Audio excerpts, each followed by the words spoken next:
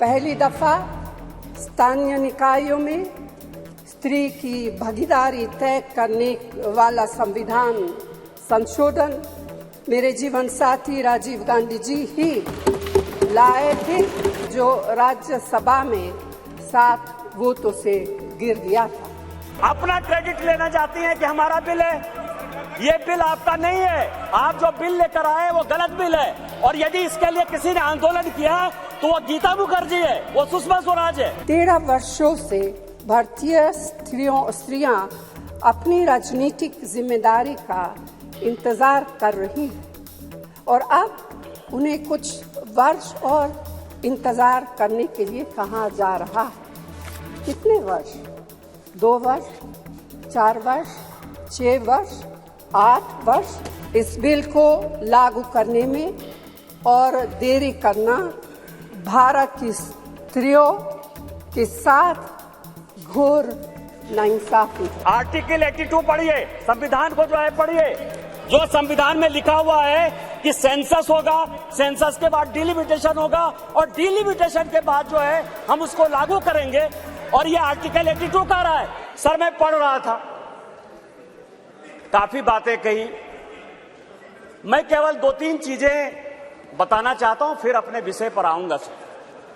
ये देश इस संविधान से चलता है और इसका आर्टिकल 82, मनीष तिवारी जी यहां बैठे हुए हैं, कल से लगातार वो संविधान संविधान संविधान की बात कर रहे हैं।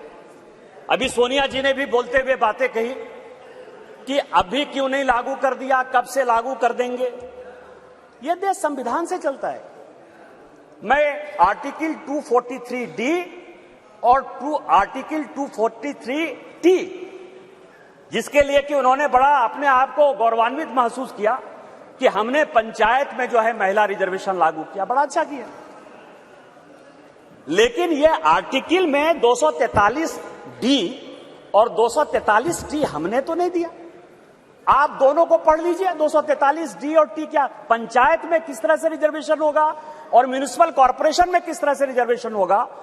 आपने उसके लिए कभी ओबीसी की बात तो नहीं की। यदि इस आर्टिकल में यदि आपने डाला होता ओबीसी की बात, तो आप जब करिए बहुत अच्छा, इतने वर्षों से आपको नहीं दिखाई दिया। उसी तरह से 1947 से लेकर 49 तक ये पूरा संविधान सभा चलता रहा। परसों से यही भाषण सुन रहे हैं सर। इस कॉन्स्टिट्यूएंट असेंबली से लेकर 1952 से लेकर आज तक चुनाव हुआ, कभी किसी ने राज्यसभा में रिजर्वेशन की बात नहीं की, विधान परिषद में बात नहीं की।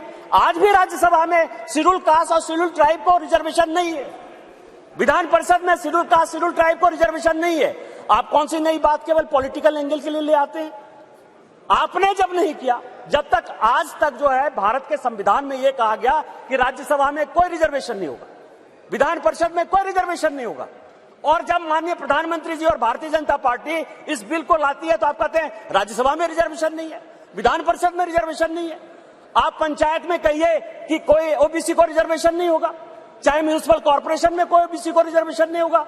और आर्टिकल 82 है सर, जो एडजस्टमेंट ऑफ ईच सेंसस की बात कर रही है और सीट बढ़ाने की बात, सब पढ़ लीजिएगा इस आर्टिकल को। इसमें कहा गया है कि 2026 तक सभी चीजों को हमने फ्रीज कर दिया है। आप अनकॉन्स्टिट्यूशनल काम करना चाहते हैं, आप उसके ऊपर जो है कहते हैं कि 2024 से लागू कर दीजिए, तुरंत सुप्रीम कोर्ट में जाएगा और सुप्रीम कोर्ट में तुरंत वो स्टक डाउन हो जाएगा। क्या आप चाहते हैं कि महिलाओं को रिजर्वेशन नहीं दें? और जिस तरह से आप केवल राजनीति के माध्यम से इस महिला रिजर्वेशन को लॉलीपॉप बनाते रहे, घुमाते रहे, वही भारतीय जनता पार्टी करे। हमारे प्रधानमंत्री जी हैं जो कहते हैं कि जिसकी मैं शुरुआत करता हूं उसका अंत भी करता हूं। यदि ये महिला रिजर्वेशन यहां आया है तो महिलाओं को अधिकार मिलेगा, मिलकर रहेगा, दुनिया की कोई ताकत इसको नहीं रोक सकती है। लेकिन इनके यहां क्या दिक्कत है सर? इनके यहां सबसे बड़ी दिक्कत है, और अभी जितने स्पीकर बोलने वाले हैं सर, वो स्पीकर 2026 में ये आर्टिकल 82 पढ़िए, संविधान को जो है पढ़िए, जो संविधान में लिखा हुआ है कि सेंसस होगा, सेंसस के बाद डिलिमिटेशन होगा और डिलिमिटेशन के बाद जो है हम उसको लागू करेंगे। और ये आर्टिकल 82 कह रहा है। सर पूरे देश दुनिया में कोरोना के कारण लोग मरे, माननीय प्रधानमंत्री जी के कारण आज 140 करोड़ लोग बच गए। इस पार्लियामेंट को चलाने में आप जैसे लोगों को क्या समस्या होगी सर? लोकसभा, राज्यसभा, लॉबी, सभी जगह सांसद बैठकर कानून पास करते रहे। भाई मरता था तो भाई का लाश जलाने के लिए कोई नहीं जाता था, पिता मरते थे तो पिता का लाश जलाने के लिए बेटा नहीं जाता था। उस कोरोना से बचकर हम आए हैं 2 साल के बाद। आप कहते हो आपने क्यों नहीं कराया, आपने क्यों नहीं कराया? कितने लोग थे जो रोड पर घूम रहे थे? कितने लोग थे जो खाना खिला रहे थे? सारे जगह के ट्रेन बंद थे, सारे जगह की स्थितियां बंद थी। भागलपुर पूरा जो है भारत जो है किस तरह के विकट परिस्थिति में था सर? माननीय प्रधानमंत्री जी 140 करोड़ लोगों को बचा के लाए हैं और सेंसस जो संवैधानिक चीज है उसको जब हम लागू करेंगे तो ये लागू होगा। आज आप कह रहे हो क्यों नहीं लागू किए? देश में फिर से ये गलत तरह का माहौल पैदा करने की कोशिश कर रहे हैं सर। 2020 और 21 के माहौल के बाद, कोरोना के बाद कैसे सेंसस लागू हो सकता था, कैसे सेंसस हो सकता था? और माननीय गृह मंत्री जी बैठे हैं, हमेशा कहते हैं कि मैं कोई गैर संवैधानिक काम नहीं करूंगा, कोई असंवैधानिक काम नहीं करूंगा। यदि सेंसस होना है तो उसका भी डेट घोषित होगा, सेंसस होगा, डिलिमिटेशन होगा और महिलाओं को रिजर्वेशन मिलेगा। यही तो इस बिल में है 334 से, जिसके बारे में कि माननीय कानून मंत्री जी कह रहे थे सर। लेकिन क्या समस्या है कि ये अपने जो 26 पार्टियों का एक जो घमंडिया गठबंधन बनाया है सर, इंडी अलायंस, उसके सारे नेताओं का मैं भाषण पढ़ रहा था। आज सोनिया जी जब बोल रही थी तो मुझे लग रहा था कि वो राजनीति से ऊपर उठकर बोलेंगे, क्योंकि वो अपोजिशन की आवाज थी। मैं उनका सम्मान करता हूं सर।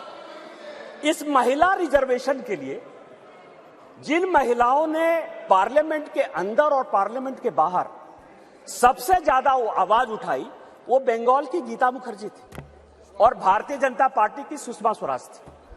ये दोनों यदि नहीं रहती तो आज ये दिन भी देखने को नहीं मिलता। 33% यदि रिजर्वेशन लोकसभा और विधानसभा में यदि लागू होने वाला है और माननीय प्रधानमंत्री जी लेकर आए हैं इन 2 महिलाओं का, लेकिन सोनिया जी ने अपने पूरे भाषण में न गीता मुखर्जी का जिक्र किया, न सुषमा स्वराज का जिक्र किया।